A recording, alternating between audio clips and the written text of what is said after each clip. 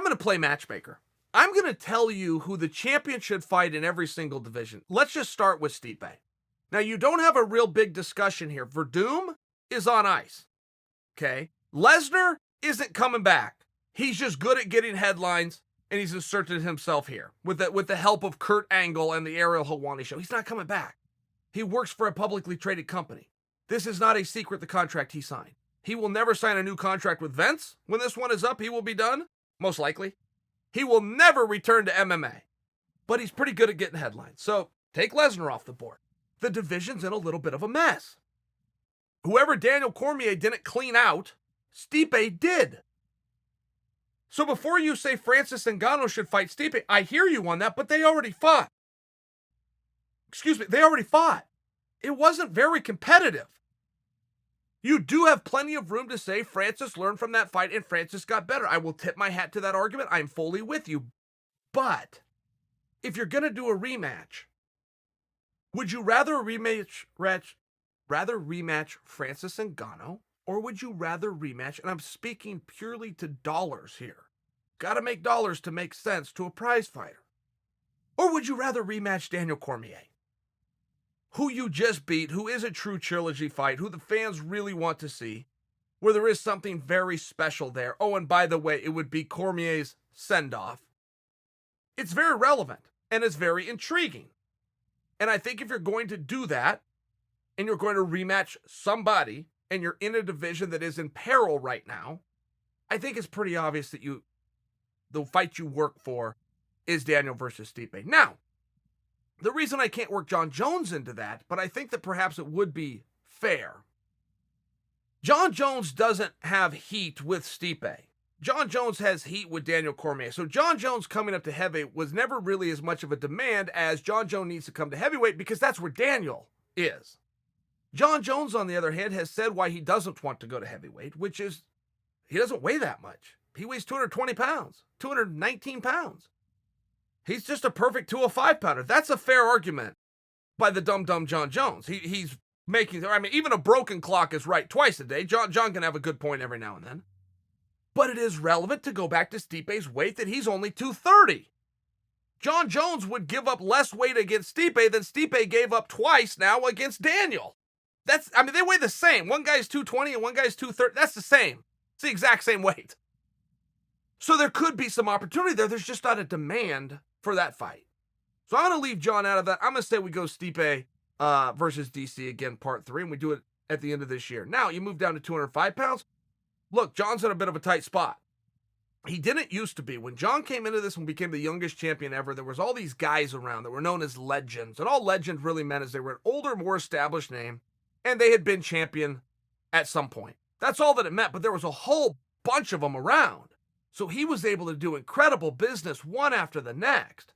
Now, once you go through that, what's the other side of the coin? Well, you got to rebuild a little bit.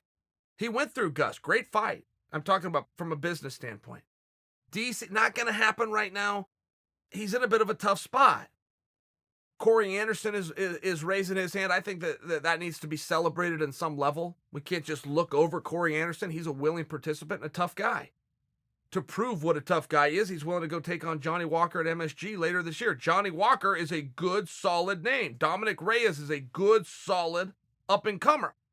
But that division is also in peril a little bit for a named fighter because John either went through them or Luke Rockhold, who was going to offer something new to that division, got upset.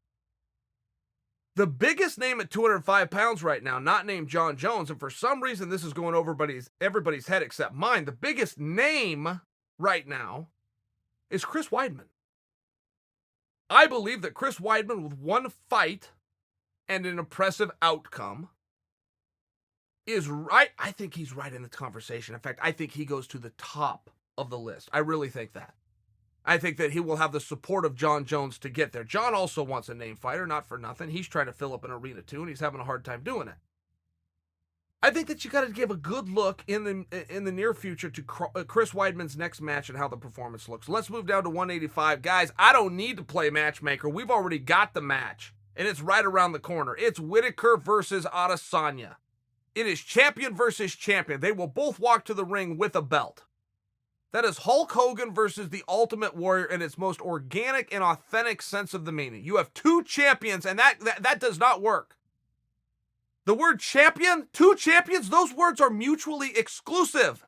It is an oxymoron. It is impossible to have.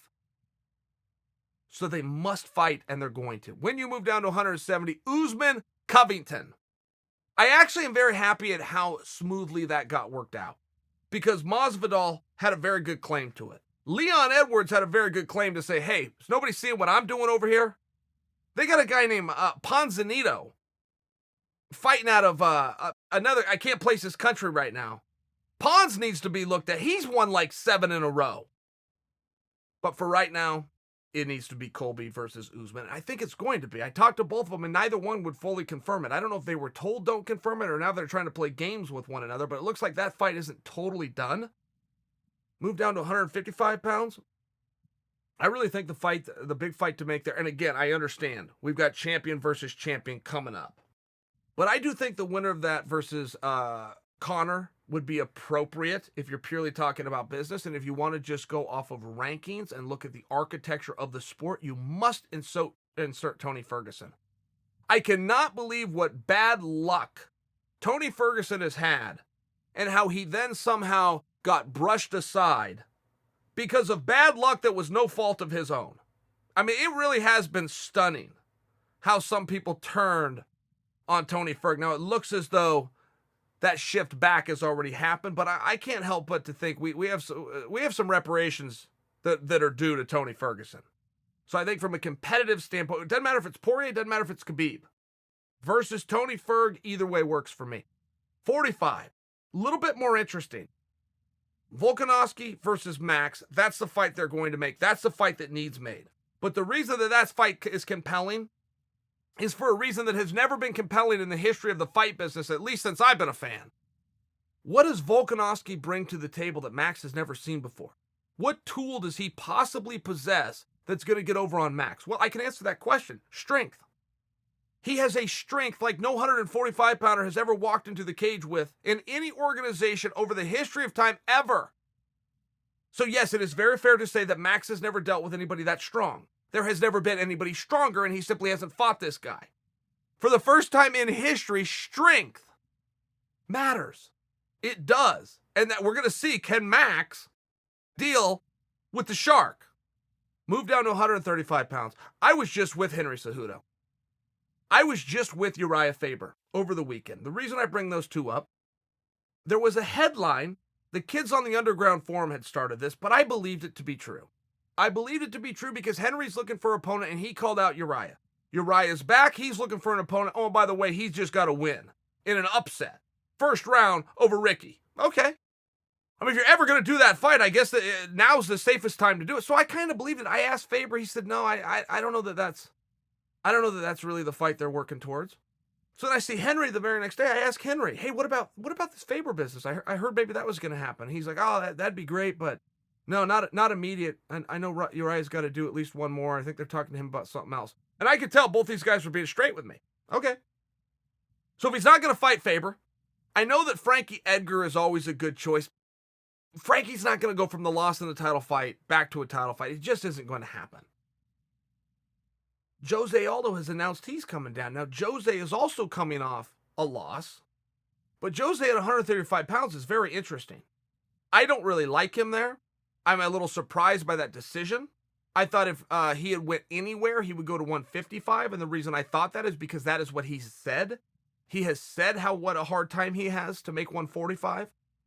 He said that if he ever left, it would be to go to 155. Now, all of a sudden, he's older. He's thinking about taking 10 pounds the other way. That's interesting to me, and that's worrisome to me. I don't love it. I realize we're in the USADA era and guys get a little bit smaller when USADA's around. I get all of that, but you're still talking about a guy who's older, taking off another 10 pounds. I'm compelled by the fight, by the way. If that sounded like I was trying to throw water on that fire, just the opposite. I'm compelled by that fight. I would be nervous, though, to throw Jose right into a title fight with Henry unless he can prove he can make the weight. I think that's relevant here. Go down to 125. You've still got Henry.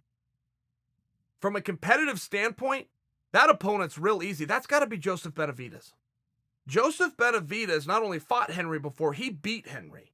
Competitively, you would think that Henry wants that back, and Henry is the ultimate competitor. He puts that in front of everything. But he's never called for that rematch. He's never called for that. Joseph would like that rematch, but he's been very quiet about it. And that surprises me. I think that many of you just learned something. I think many of you didn't even know Benavidez and Henry fought, let alone that Benavidez beat him. I think many more of you are probably more like me, where you did see them fight, but you forgot. That's where I forgot that those two had fought. I had to be reminded of it.